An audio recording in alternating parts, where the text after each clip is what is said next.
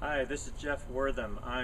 Today I'm looking at Spiraea Anthony Waterer, and this is a great medium-sized shrub.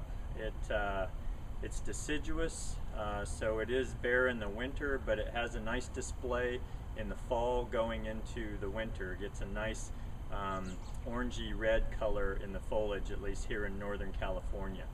As you can see, it has a very distinctive flower. It's a lot like a yarrow, and they come out in this deeper pink color, and then as you can see, you see some of these lighter pinks, and so they start darker pink and they move into a lighter pink, and then as you can see, these have been out for a while, so they're starting to turn brown, some of them.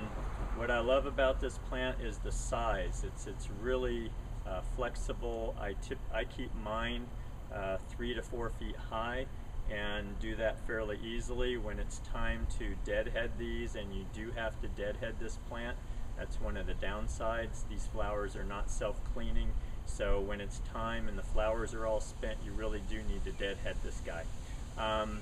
But that said, that gives you the opportunity to kind of drop the canopy and keep them at that 3 to 4 foot height size.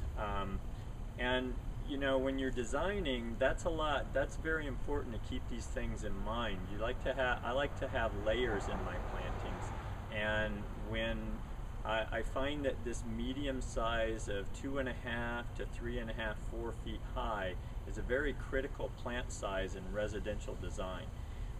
The other thing I like about this is that it has kind of a natural feel to it. It looks great under a canopy of an existing tree. It doesn't love dense shade, but it can certainly handle part shade, and I would say it looks best in probably part shade, avoiding the hottest part of the day. What I don't love about the plant is that you do have to deadhead it. It's a little bit of maintenance. This grouping that you see here would probably take me 20 minutes to prune and clean up and have it looking its best.